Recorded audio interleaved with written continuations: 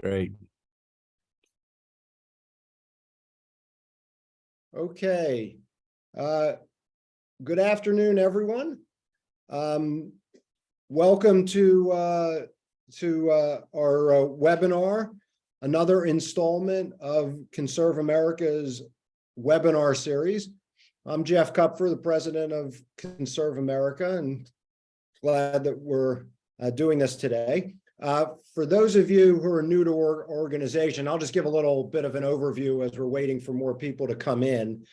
ConservAmerica is a nonprofit that's dedicated to developing, promoting market-based solutions to energy, environmental, conservation challenges.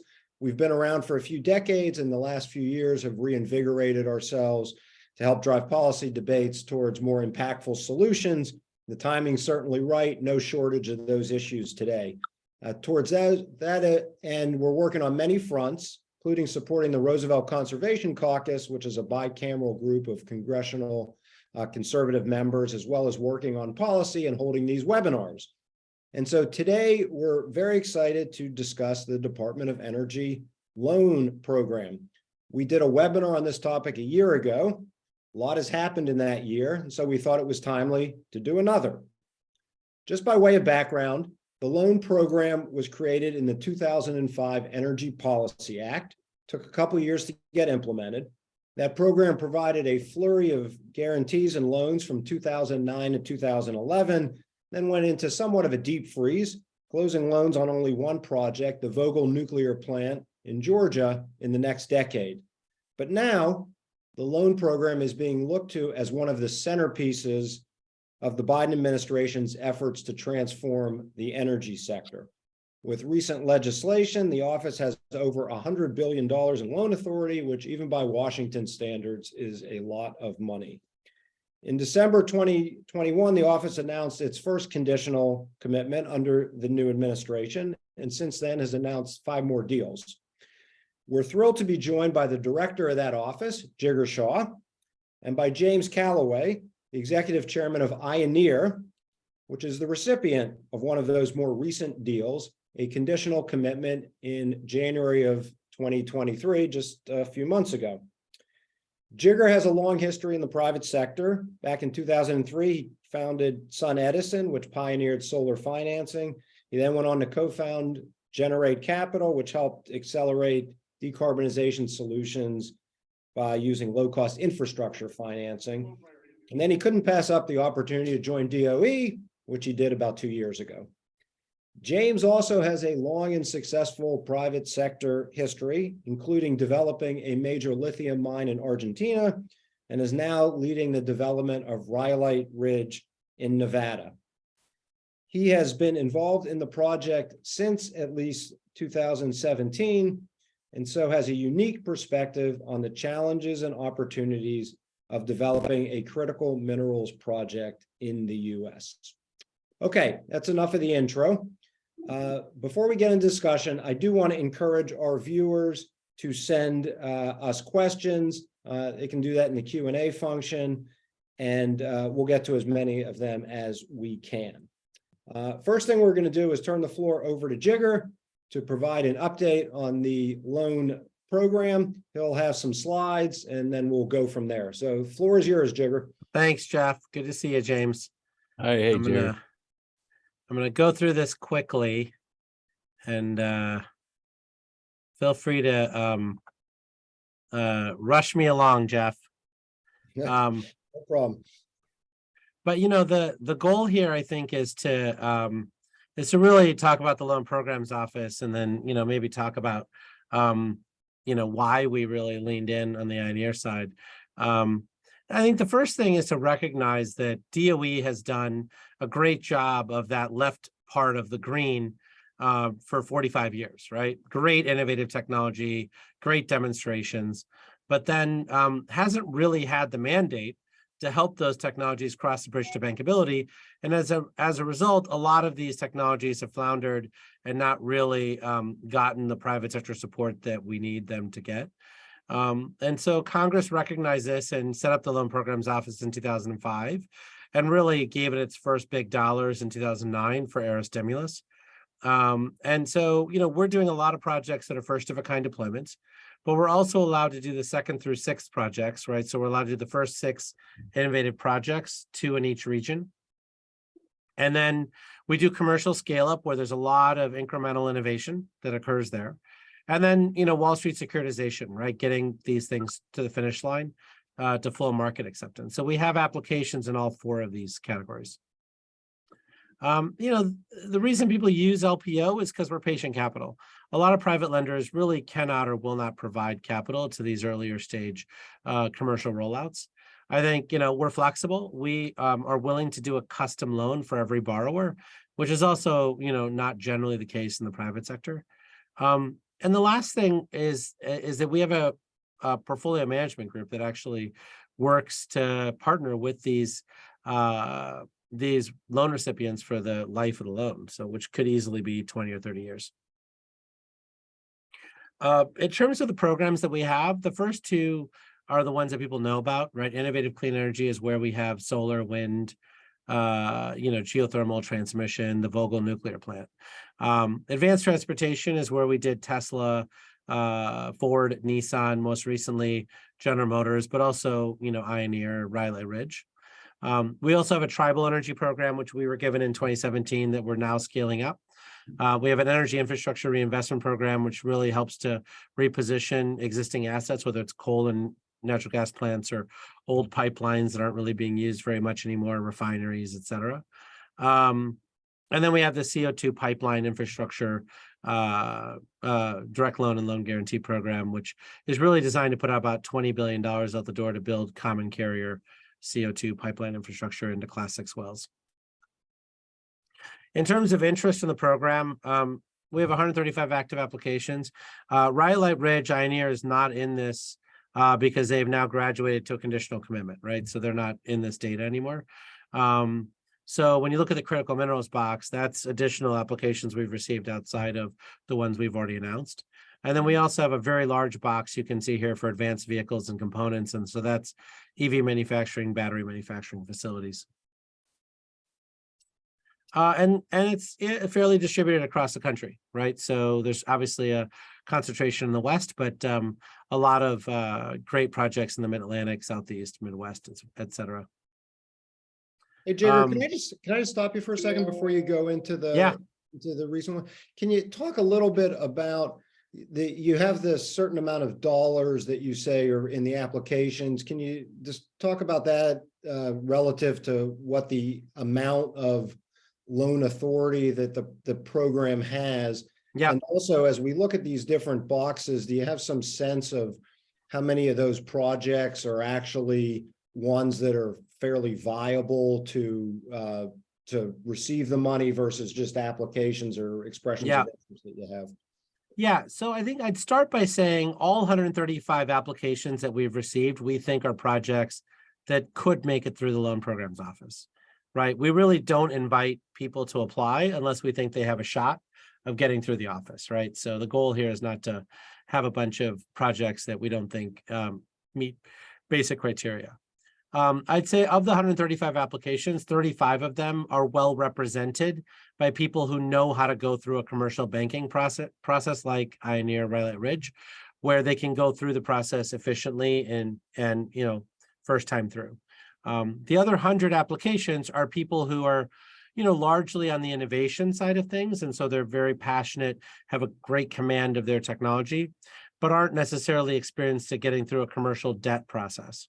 Right. And so we paired a lot of those folks up with mentors within our outreach and business development group to try to help them get through the office. So those 35 active applications probably represent something on the order of like $50 billion worth of loan requests that we can confidently make it through the office the first time through. The second thing I'd say is that most of these projects are in our first 2 categories. So innovative clean energy and advanced transportation. Those 2 categories have about $114 billion worth of loan authority. So we really do have enough loan authority for the applications that we've received already to get through the loan programs office. And the other 3 loan programs have additional resources.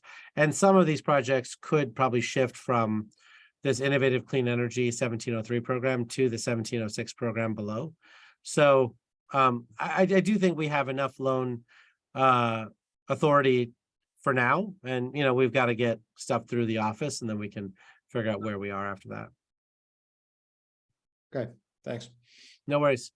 So some of the most recent announcements we made: Li-Cycle, Redwood, Rhyolite Ridge, all three in the critical minerals side of things.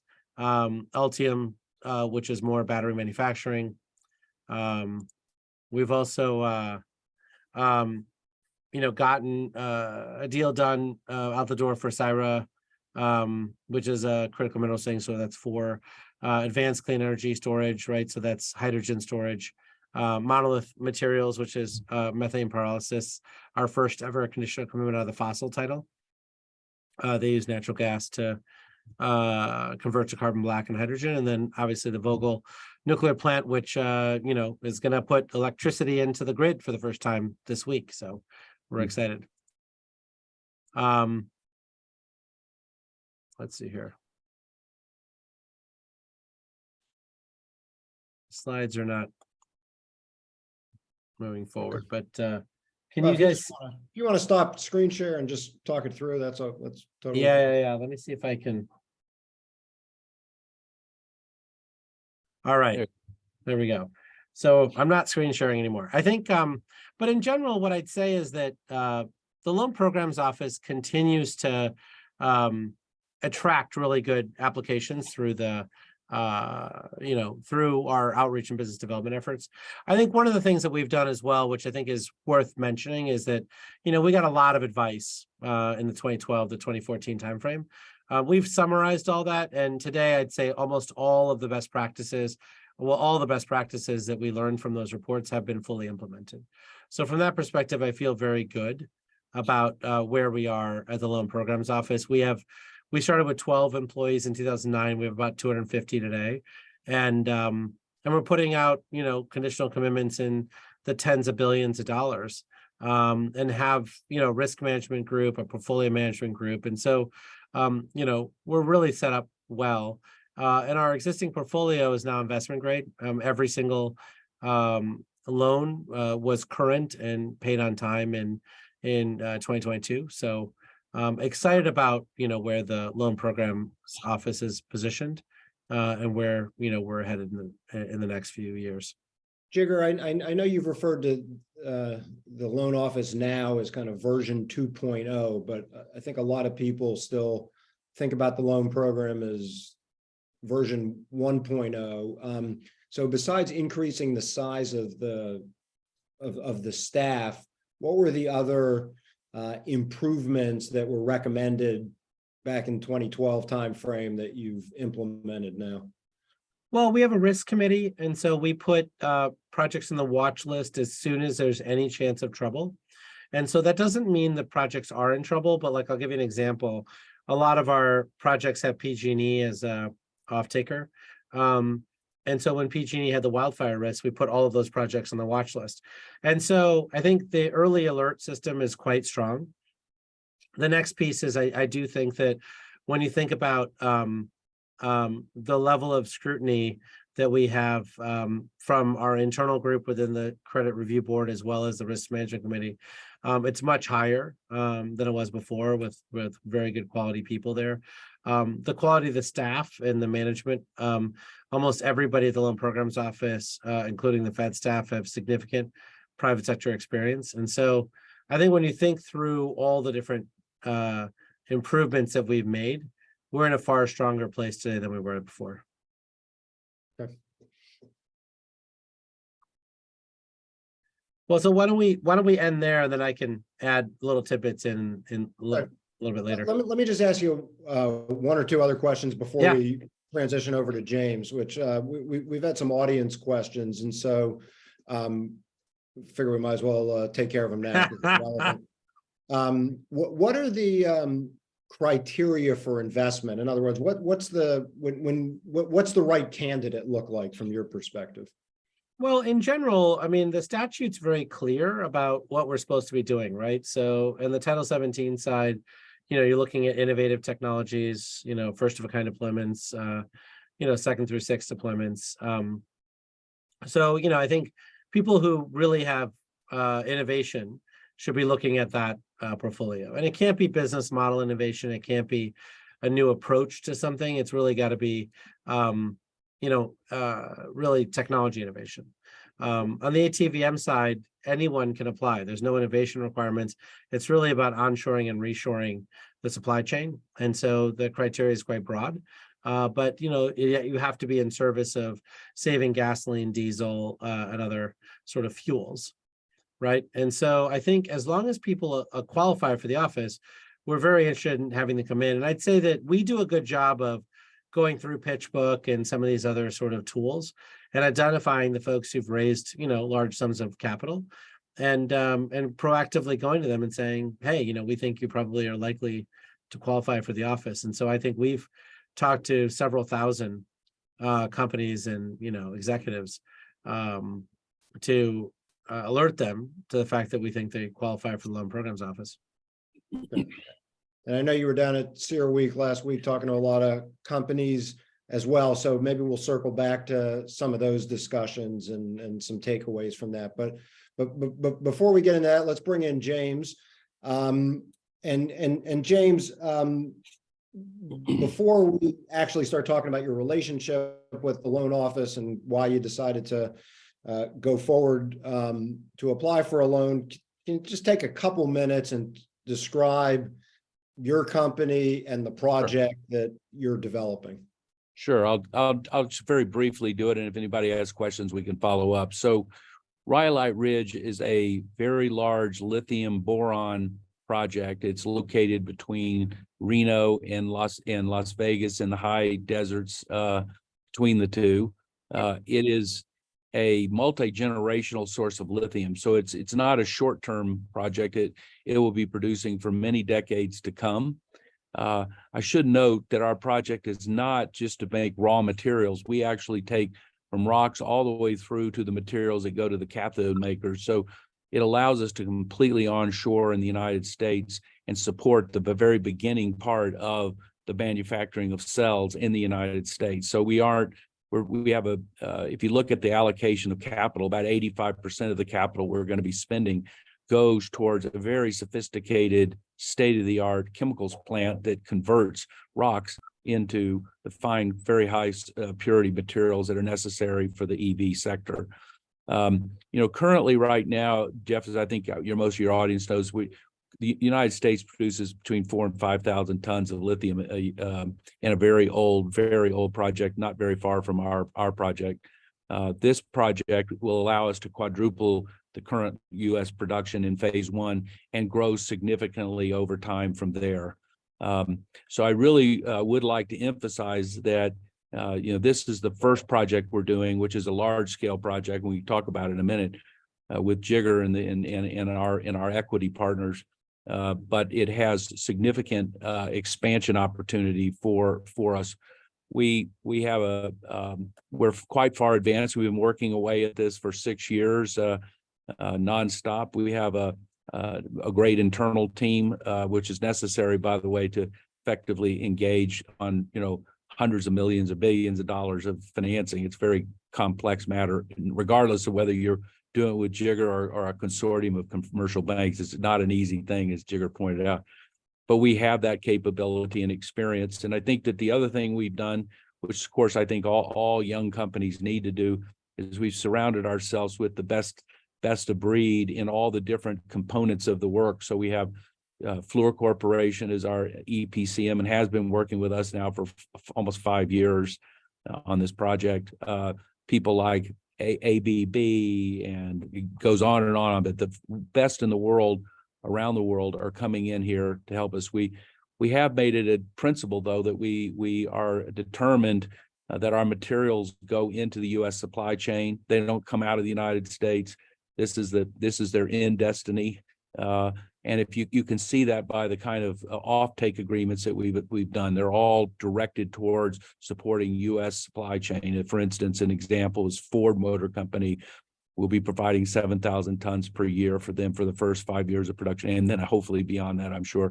We're also supporting Toyota in their efforts to come to the United States, and the Koreans as well. So it's supportive. It's really exciting to see, you know, really a Western alliance of companies and technologies, and the great support of the Loan Production Office and our equity, a lot of equity. We're very close and should expect to start construction next year. James, so as we discussed earlier, I mean, you're a private sector guy. All my life. That's where you've been all your career. You talked about some of the offtake agreements that you Right. have from some significant companies. Obviously, you got almost a $500 million Equity commitment. investment recently. Right. So in light of all that, why did you, on behalf of the company, decide, hey, let's engage with the Loan Program Office? Did you need it from a business standpoint? Were there some other reasons? Just kind of take us through that thought process. Well, you know, I wouldn't want to say that it was necessary that we have to go to, in order to get this project financed, so we had to go to the Loan Production Office, but we thought it was important for us to try. You know, the Loan Production Office, it acts very much like a very sophisticated commercial lender. So, you know, anybody who's listening to this, they should, and thinking about coming there, they need to understand that this is not let's get, you know, easy money out of the government. That's just not what it is. It's a very sophisticated process that you have to go through. But I would equate it very much to how you would expect sophisticated commercial lenders to act. I mean, they ask all the right questions. They have their internal reviews, and then they bring in external advisors to get to where we are. And so I just think everybody needs to understand that you know, the Jigar's running a really tight organization with commitment to doing things right. Now, look, you know, show me anybody who makes, you know, hundreds of loans that doesn't have anything that fails. Well, you know, that's a nonsensical idea. That's not the reality of it for any bank. But they provide us with several things. One is, of course, long duration capital when you're talking about a greenfield single asset company. I mean, that is a thing that they're willing to do because their objective is to support American, you know, independence and American capacity. I think that the other thing that was, you know, I have to admit it, Jigar, is that if you can make it through their test case, that they have more the duration, which he talked about, as well as I would say that the cost of capital is favorable. It's not free, but it's significantly more favorable than we would think we could get if we went into commercial banks. And so for those two reasons, we were very excited that we made it through the where we are today. I think that the other thing in our particular case, and I don't know how this would apply everywhere, but having the Loan Production Office, and I think it's fair to say, I may be slightly overstating this, but the support of the Department of Energy in the final phase we're in of the NEPA process. You know, they're in there being a contributor. I mean, look, they understand that the Department of Interior has to make this call, but it doesn't go unnoticed that the Department of Energy has done a detailed review of our project, and it has met the tests, the technical, financial, and other tests, and they believe this is an important project to move forward. So, look, I think for all those reasons. And the other thing is, quite frankly, we've enjoyed our relationship with Jigar and his team. They're professionals. You know, they unlike a lot of places in the government. One thing we've really enjoyed working with them is that they hit schedules. They're demanding on schedules. They actually make sure that things get done. Now, that doesn't mean they're going to rush things that they need to do. They're going to do thorough work. But there's not this sense of, you know, dragging and wasting everyone's time. They're in there to try to get things done. So for those reasons, we've really enjoyed our work with the Loan Production Office. Okay, Jigar, let me just ask you about that, because what James describes is part of what you mentioned is kind of this committed DOE partnership with participants in the program, and I'm sure that's accurate in the back and forth that goes on there, and the mutual benefits that go along with it. But by the same token, I know some people get worried that because there is this relationship with DOE, that the companies that are engaged may have a leg up on other companies that are also going through some permitting or approvals or other pieces and don't necessarily have that stamp of approval that comes from some government engagement. So, I mean, is that something that we should be worried about? How do you, how I should mean, people think about that? there's certainly no, as James suggested, there's no obligation to use our office. You can go directly to BLM to get your NEPA completed, or, you know, you can go directly to other places and get your permits. So there's certainly no obligation to use our office. But I think, as James suggested, for those folks who use our office, by definition, you get a leg up, right? Because you've gotten a stamp of approval from another government agency that has said that they've done due diligence on this. Right. And that does matter because everyone's short on time, right? And everybody wants to prioritize deals that they think are going to get investment dollars and are going to actually be built, as opposed to, you know, deals that may not be built, right? So, you know, I'm not going to suggest that my colleagues across government are preferring DOE loan programs office applicants over non-loan programs office applicants, but they have good reason to believe that that these applicants have already subjected themselves to fairly thorough review, and as a result are going to be a good use of time by the other agencies. And I would agree with what you said, Jigar, and I would say this also, that, you know, you really cannot be successful in getting significant loans from his office, okay, unless you've really done a lot of hard work. Okay, it is, I mean, the level of technical review, financial review, and markets reviews, all these things are done extremely professionally, and it gives government people who do not have that capability nor have the time and resources to do it a way to make some thinking to themselves, you know, are we going to fight for these projects? Because, you know, some projects are not as important as others. I mean, that's just the way it is. And Jigar helps to give some differentiation. So I agree with you, Jigar, that, you know, I mean, look, we still have to go through the NEPA process. I mean, Right. we've been working for 5 years to get to where we could have a notice of intent, and now we're in the NEPA process. I mean, this idea that you can go, anybody who says that you can go onto federal lands and build a brand new de novo mine and a big chemical plant without extreme scrutiny and review by all the relevant agencies simply doesn't know what they're talking about. It is tremendous amount of work, and we've spent $150 million on this, getting the engineering done and getting the process done to get to the point where we're in the final stages of the permitting process. So I don't want to give you the impression that the Department of the Interior is going, and Fish and Wildlife and the rest of them are going to defer to Jigar's office and just say, well, if Jigar said so, we're going to agree. That, and he doesn't expect that.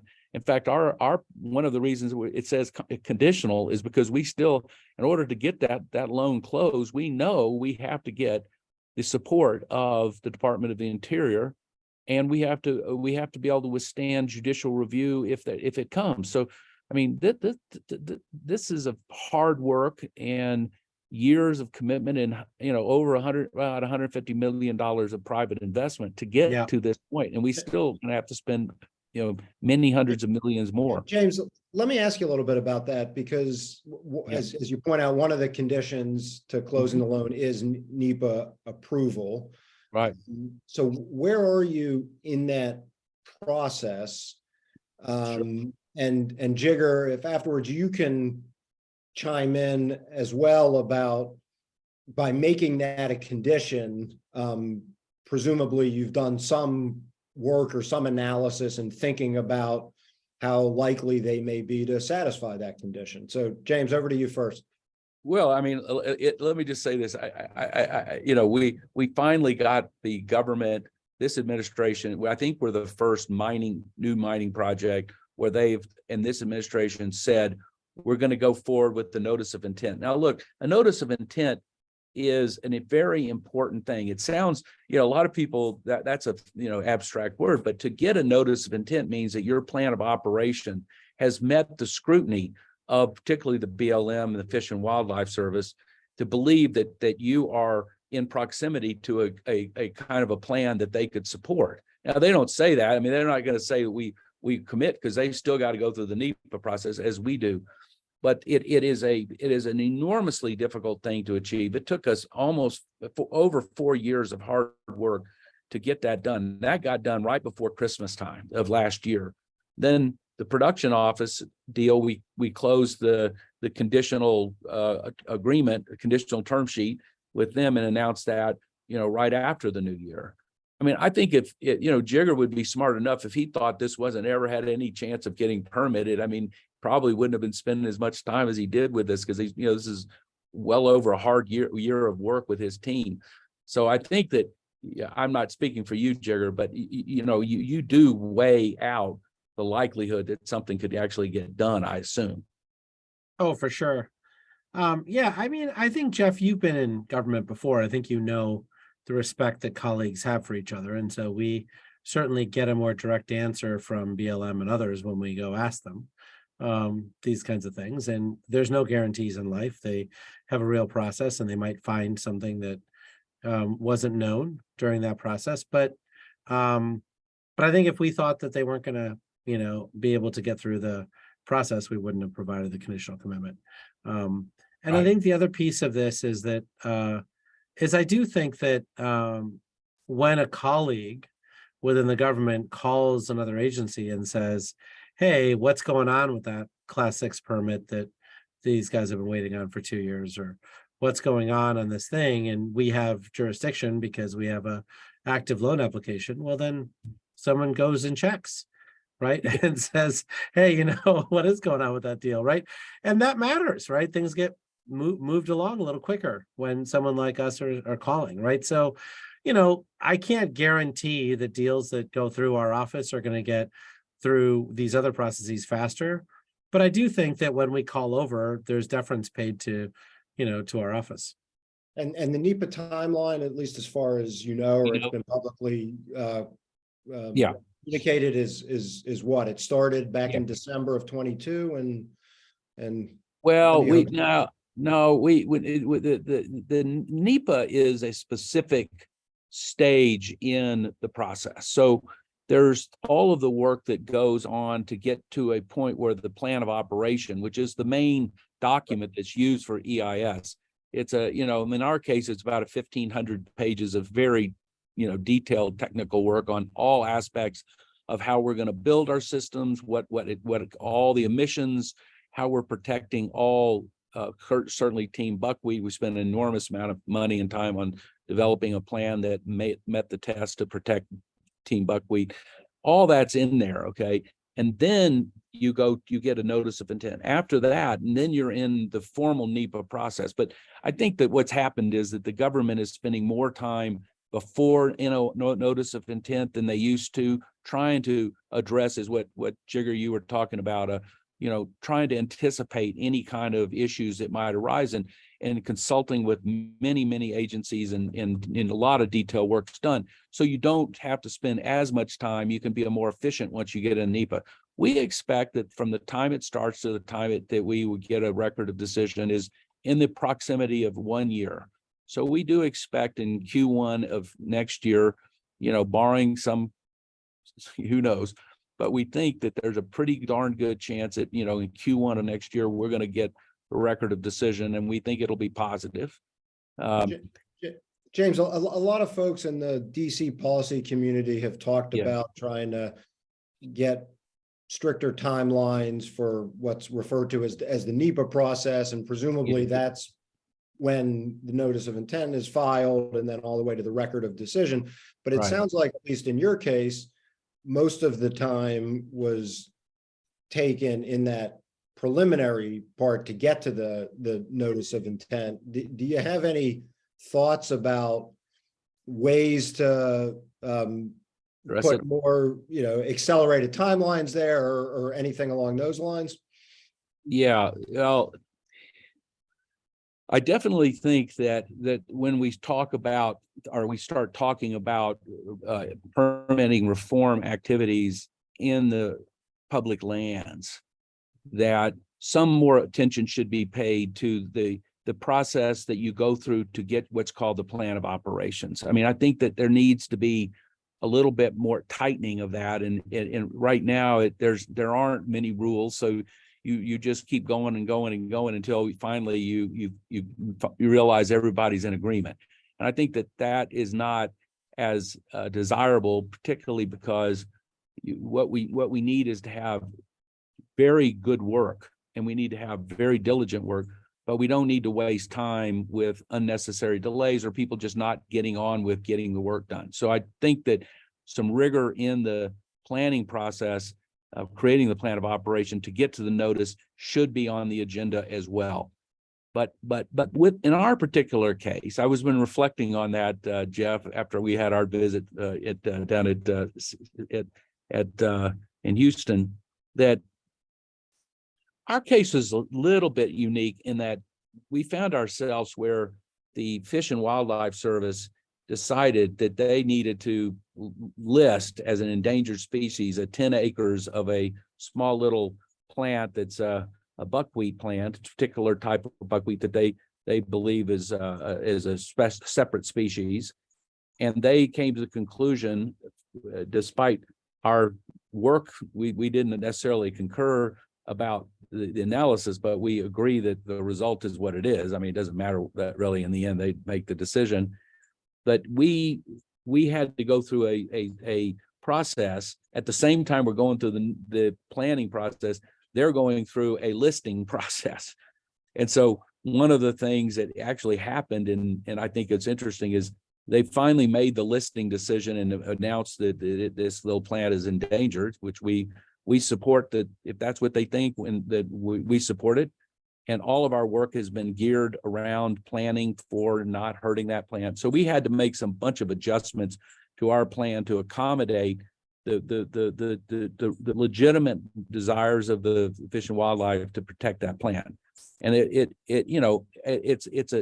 a very expensive thing that we're having to do to protect that 10 acres of plants, but we're 100% behind it, and our plan of operation does that. So I think we got caught up in a little bit of a complexity of trying to make it so that the endangered species process could move forward.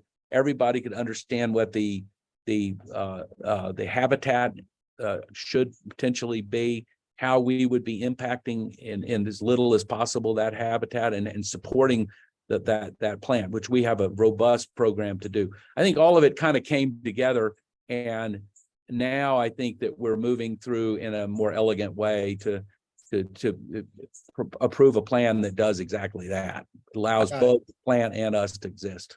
And James, your project's on public land, so obviously the Department of Interior is involved in it, and BLM.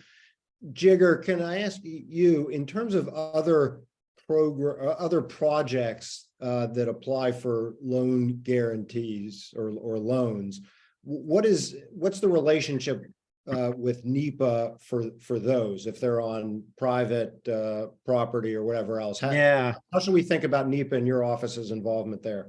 It's a good question. So by definition, if you take a loan from Loan Programs Office, you do have to go through the NEPA process, right? So I mean, so that is a requirement. For projects that are on private land, we have the ability to be the lead on that NEPA process. And so when you look at the Delta ACES project or the Cyber Resources project, we were able to get those projects done in 5 to 8 months. And in general, I'd say that, Matt McMillan is the guy who, set all that up for us, and he retired last year. But we have our own authority, so it's separate from DOE NEPA as well as the rest of NEPA framework, and we have a lot of folks who work for us who do that work. So we generally don't farm it out to other people. We write a lot of the reports ourselves, so we don't cut any corners. But our reports are 70 pages instead of 370 pages. So we, because we don't get paid by the word, so we work pretty efficiently to get through things. And so I'd say that in general, we're pretty efficient, and we're doing our first transmission line now. So, we'll see. That'll take a year, but I think we'll do that quite efficiently. And we're working with some of our other colleagues across the government, but this transmission line's entirely on private land. And so there isn't a BLM nexus, but there's a couple of other nexes along the way. So I do think we keep things pretty tight and pretty efficient, and that's all Matt's legacy. I should say one thing, Jeff, that in the case of lithium, there are other things that are important, but lithium is one of the, linchpins for the electrification transportation. It just turns out that if you look at the most likely significant volumes in domestic United States, a remarkable amount of it, unfortunately, well, I guess it not unfortunately, just exists on federal lands. And so, how we address the efficient development of the review process and the NEPA process will have some significant impact on our ability in a timely way to supply the factories that are being built by many different people across this country. So it really is, from a policy perspective, important that we improve this. I mean, if you look at Canada, or if you go look at Australia, I mean, these are not Bush League countries. These are countries that we consider to be, in harmony with our general view of the world. And, they're very effective in getting mines from start to finish done in 2 or 3 years. They're going. And that does have an impact. It's not much discussed, but it does have an impact on the cost of capital. I mean, if the capital markets perceive that there's high risk associated with getting a permit someplace, they're going to assign a risk to that, and it's going to reduce the net present value that they assign to it, and therefore your stock price. And the stock price is what's the cost of you? It's going to cost your company to go get the capital. So I think that getting this process in better shape and really asking, what do we need to do to ensure that we have responsible mining in this country, but not more, needs to be on the table. And I think it is. Look, I think everybody's starting to get this. This should be a bipartisan matter here. This should not be a partisan matter. And nobody's suggesting that I'm aware of, suggesting that means that we're going to shortchange the review. It just means we're going to be very efficient about our review, and we're going to hold people accountable to doing the reviews in an orderly fashion. I don't think that is in conflict with the desire to protect the environment. I don't think that's the case. And you see it in Australia, you see it in Canada. I think we can do better here in the United States. And James, following along those lines of trying to encourage domestic production, responsible mining in the U.S., Jigar, and obviously we're all aware of the discussion in the last few years about securing our supply chains and everything else. Jigar, how do you see the role of your office in that overall policy direction that the country is looking towards? Yeah, so I don't think it's just critical minerals. I'd say the answer to your question is across all 12 plus sectors that we're seeing applications in. We have a unique ability to make things binary or stark for the rest of government, where we say, here are the loan applications we've received, here's the steps that they have already completed, here are the ones that are remaining, and they've received capital, right? I mean, as James suggested, they've had to invest $150 million to get to where they are today. And so if you want this project to get to this finish line, here are the things that we can do to accelerate things. And if you don't want to, well, then you don't have to, right? But I think we can make these things stark, whether it's hydrogen, critical minerals, or others, right? Whereas I think other parts of the government are more involved in how much, lithium resource is there in the United States, right? With the USGS, or, how much of it can be cost effectively, from a techno-economic study, be extracted from the ground, right? Which is what the oil industry uses for reserves, right? So there are a lot of people who have different obligations and different, things that they do within the government. What we do is we look at companies and say, these folks have actually raised real equity.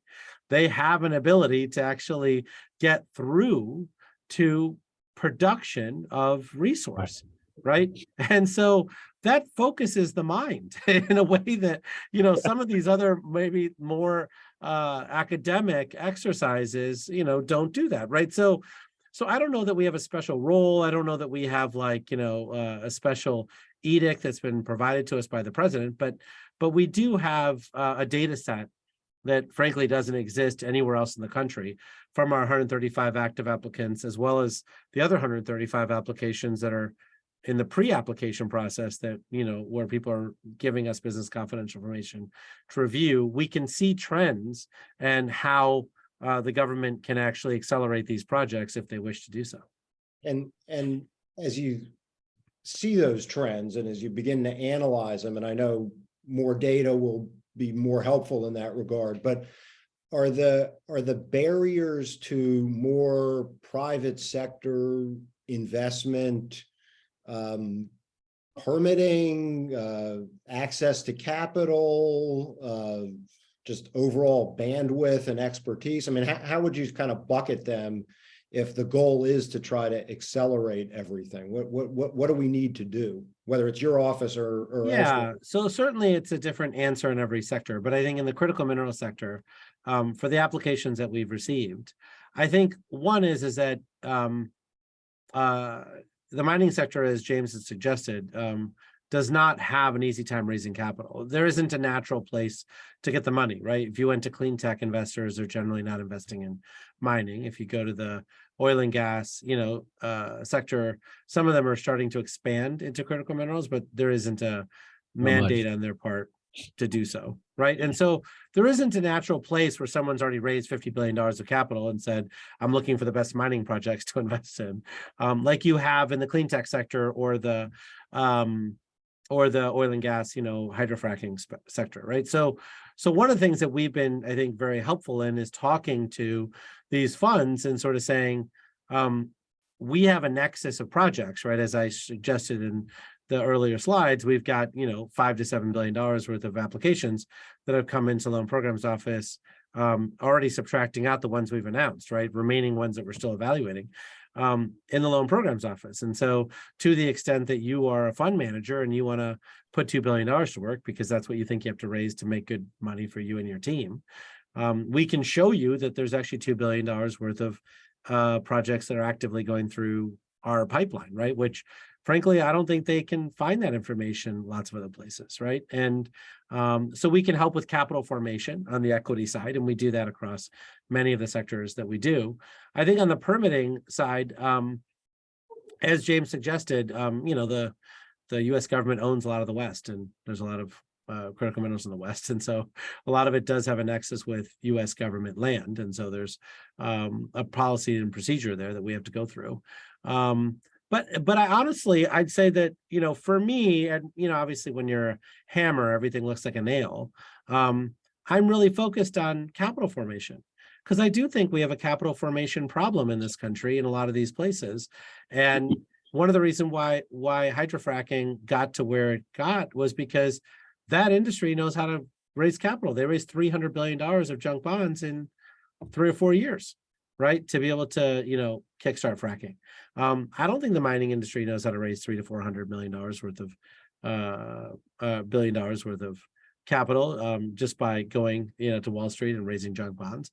And so it's one of those things where we have to actually help with capital formation in the same way that we help the hydrogen sector, the carbon sequestration and storage sector, et cetera. The last thing I'd say is, having worked so much on the nuclear industry, the NRC had a great conference yesterday. And because of all the work we're doing on nuclear out of our office, the NRC is taking notice and saying, we're going to do all these things to make it easier to get through the NRC, not because, Congress forced them to, or, folks have been beating them up, but just because they're excited to see all the projects that we're funding going through our office. And they're like, we want to be a part of, accelerating those projects, right? And so part of this is really just creating a parade, right? And people want to float in the parade. right? Like once you put one together, people like the parades. They want to line up. They want to put a float in there. And so I do think we have this ability to create momentum for these sectors in a way that maybe other folks have, tried a more policy heavy path. I would like to say this to follow up on what Jigar just said, that, it would be hard for me to think about how to really thank the Loan Production Office more than I mean, they're an incredible asset to America. I mean, they I do believe that when this history is written, that it's going to be kind of like we're going to be talking about the Loan Production Office like we talked about DARPA, when in the early days of the information age, because they're helping to drive a very critical agenda. Because look, we got to stop having the conversation saying everybody needs to go build big, electric car factories here if we're not going to provide the materials that they're going to need to do it. They're going to be in trouble. And by the way, all of these big manufacturers, OEMs, on all their support people, they're behind the scenes. Let me tell you something. They need our project. They need other projects. We need to have more projects. And there aren't hundreds of good lithium projects in the United States. There are only a handful. And so we got to get the really good ones. There are a couple of big ones right now, Thacker Pass and Rhyolite Ridge. If America doesn't get those projects going soon, they will have made a strategic error, in my opinion, as it relates to electrification of transportation. And we cannot afford, if we want to change the emissions, we cannot have this fall over.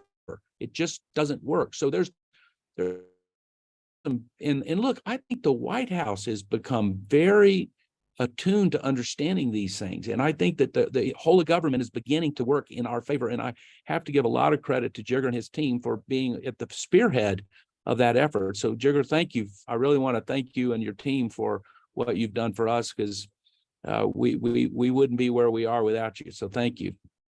Well, it's my pleasure. And, I, as someone who, frankly, first of all, just really blown away. Thank you for the kind words. I as someone who started, several companies in the past, I do think American innovators and entrepreneurs deserve better, right? Yeah. I mean, they're putting their heart and soul into the work that they're doing, and for us to step up and help them, right? I mean, they're coming 98% of the way. We got to come 2% of the way. I'm proud to do that. Thank you. Jigar, let me ask you, we've talked a lot about securing the supply chain, and there's clearly a national security implication that goes along with that. The flip side of that, to some extent, has been making sure that the loan office or the government in general isn't doing something that's going to be helpful to our adversaries or to owners of companies or finance companies that, aren't ones that are in our national interest. So how do you deal with that issue? Is there a policy in place? Or there some specific guidelines you follow? Yeah. No, look, I think the first thing we have to start with is recognizing that America is stronger because of foreign investment into our country. Mm-hmm. Right. So let's start there, right? We're not trying to drive out foreign investment into our country. Everyone from Ronald Reagan all the way to Bill Clinton and others have been pushing for foreign investment in our country. And I think we're better for it. So the second thing is we have an entire infrastructure the Loan Programs Office has been using for a long time to go through intelligence programs that we have to make sure that we're not allowing investors and management teams who have a proven track record of working with authoritarian governments or have a history of bad practices around IP protection and other things to operate within the Loan Programs Office. And so we've been kicking people out of our program since 2009. So this is not a new phenomenon for us. We've been reviewing all of the investors that come into these investment stacks, as well as the senior management that make decisions for the entirety of the Loan Programs Office. And we certainly have gone through and double checked all of our processes over the last year just to make sure they're as strong as we can be. And we've gotten more resources into the CFIUS office, of which DOE has one of the largest, components of the CFIUS office. Just so people know, the Committee on Foreign Investment in the U.S. So absolutely, and it's multiple agencies who come together to do that, and DOE has a big one. And so we don't go through the CFIUS process, but those professionals who are experts in nuance, right? Because we can't just paint everybody with a broad brush. We got to look at each application, each piece, are also reviewing these things. And so I'm very confident that we're on it and making sure that people who are close to authoritarian governments and have a history of bad practice are being left out of our loan program. But the other piece of it is I do think that there are common ways for us to protect ourselves, right? So, for instance, we are talking to a lot of the critical minerals people and saying, you can't just because Chinese company is giving you a slightly higher price for the critical minerals so that they can actually gain commanding market share and market power as a result. Like, you can't just sell it to them, right? You got to give preferences to people who are going to use it here in this country. And so there are ways for us to help make sure that without getting involved in people's businesses, that they're making decisions that are in the best, interests of our country. In fact, to explain that, we actually made a decision as a company in going through this process. We voluntarily put ourselves in a CFIUS review. So we actually decided that we would do that. And it's a significant commitment to go through that process. But we felt that it was important that there be complete transparency in the government, that we meet those tests. And those are rigorous tests, and we did it and successfully. I suspect there'll be some who choose not to do that, but we chose to do it. And the other thing we didn't mention, but I think this is interesting, in at least in our case, and I assume in others, as a requirement to get in these funds, you also have to commit to some fair wages. Okay, when during the construction of this project, we're using a subsidized, lower cost capital, but it's coming from our government and taxpayers.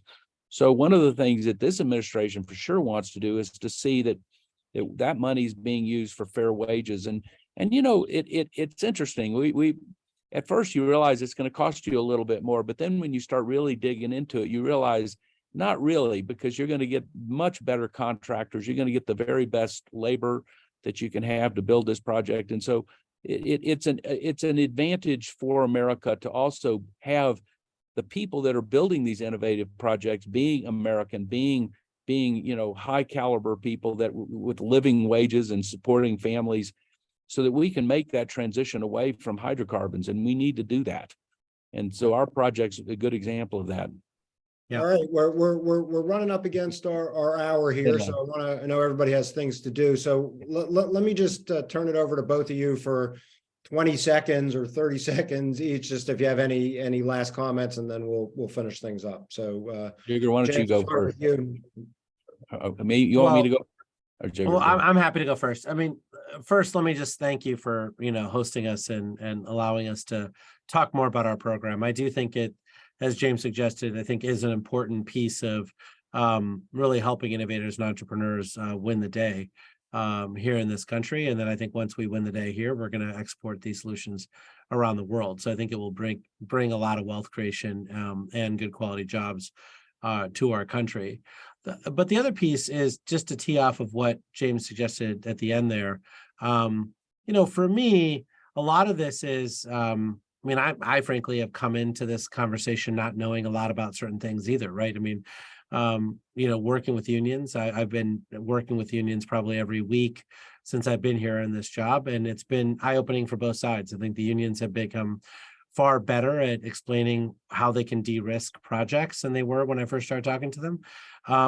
And I think a lot of the entrepreneurs are recognizing that that's in their best interest as well, particularly in terms of some of these remote areas where they're having a hard time getting quality workforce to show up, but also in the community benefits plans and some of these other things, right? I mean, what's fascinating is a lot of folks, so well, what are we doing here? And then when we interview them, we realize almost without exception, every one of our applicants is doing extraordinary stuff in the community already. They just didn't realize it themselves and didn't write it down somewhere.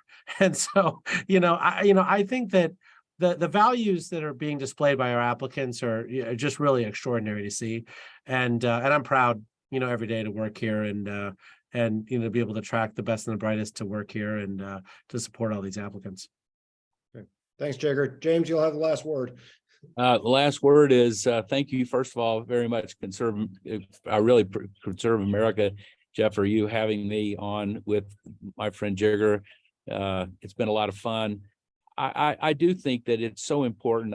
What gets me up every morning and drives me, because I'm 65 years old and I'm past the point where I'm not here trying to make a bunch more money. I'm really, no, I got to build a company that makes money to attract the capital I need. But our mission in life and our purpose is to try to help make America strong.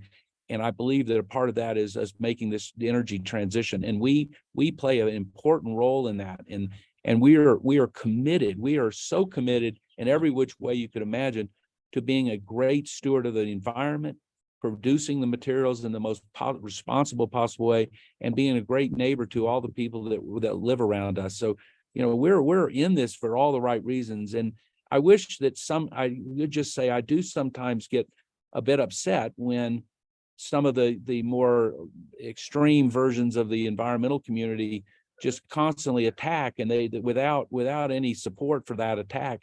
I think that we would be well served by them moderating some of these attacks on projects that are so important to the future of the environment. And thank you very much, all of you. Okay, well, thanks to both of you. Thanks, You're both doing really important work, and we'll be watching closely to see what happens. And we'll have you back soon to talk about it. So, Great. thanks again. Thank you, Jeff. Thanks, Jeff. everybody. Bye-bye. Take care. Bye-bye.